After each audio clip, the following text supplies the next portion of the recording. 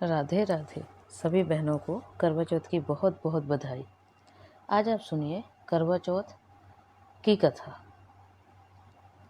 बहुत समय पहले की बात है। एक साहूकार के साथ बेटे और उनकी एक बहन करवा थी।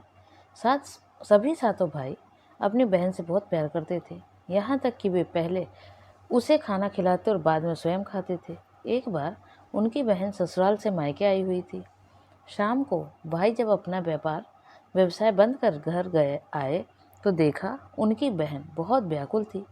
सभी भाई खाना खाने बैठे और अपनी बहन से भी खाने का आग्रह करने लगे, लेकिन बहन ने बताया कि आज करवा चौथ का निर्जल व्रत है और वह खाना सिर्फ चंद्रमा को देखकर उसे अर्घ देकर ही खा सकती है। चूँकि चंद्रमा अभी तक नहीं निकला है, इसलिए वह भूख प्यास से व्याकुल हो उठी है। सबसे छोटे भाई को अपनी बहन की हालत देखी नहीं जाती और वह दूर पीपल के पेड़ पर एक दीपक जलाकर चलनी की ओट में रख देता है। दूर से देखने पर वह ऐसा प्रतीत होता है कि जैसे चतुर्थी का चांद उदित हो रहा हो। इसके बाद भाई अपनी बहन को बताता है कि चांद निकल आया है, तुम उसे अर्घ देने के बाद भोजन कर सकती हो। बहन खुशी के मारे सीढ़ियों पर चढ़कर चांद को देखती है, उसे अर्घ देकर खाना खाने बैठ जाती है।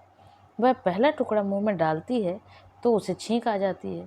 दूसरा टुकड़ा डालते हैं तो उसमें बाल निकल आता है और जैसे ही तीसरा टुकड़ा मुंह में डालने की कोशिश करती है तो उसके पति की मृत्यु का समाचार उसे मिलता है। वह बौखला जाती है। उसकी भाभी उसे सच्चाई से अवगत कराती हैं कि उसके साथ ऐसा क्यों हुआ।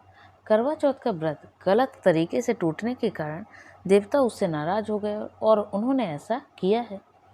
सच्चाई जानने के बाद करवा निश्चय करती है कि वह अपने पति का अंतिम संस्कार नहीं होने देगी और अपने सतीत्व से उसने पुनर्जीवन दिलाकर रहेगी।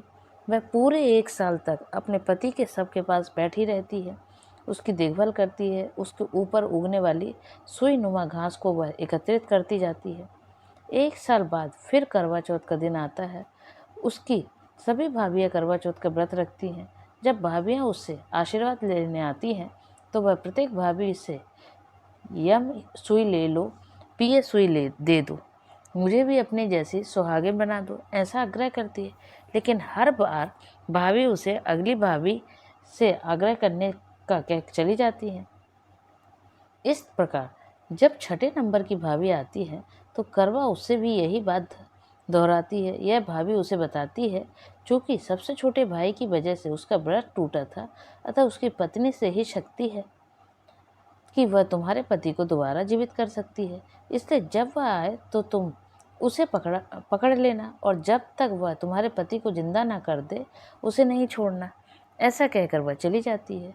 सबसे अंत में छोटी भाभी आती है। करवा उनसे भी सुहागिन बनने का आग्रह करती है, लेकिन वह टालमटोली करने लगती है। ऐसे देख करवा उन्हें जोर से पकड़ लेती है और अपने सुहाग को जिंदा करने के लिए कहती है। भाभी उससे छुड़ाने के लिए नोचती है, खसोटती है, लेकिन करवा नहीं छोड़ती है।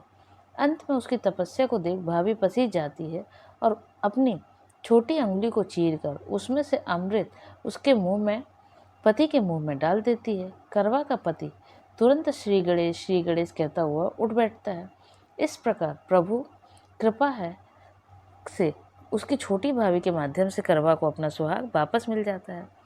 हे श्री गणेश, माँ गौरी, जिस प्रकार करवा को चिर सुहागन का वरदान आपसे मिला है, वैसा ही सब सुहागने को मिले।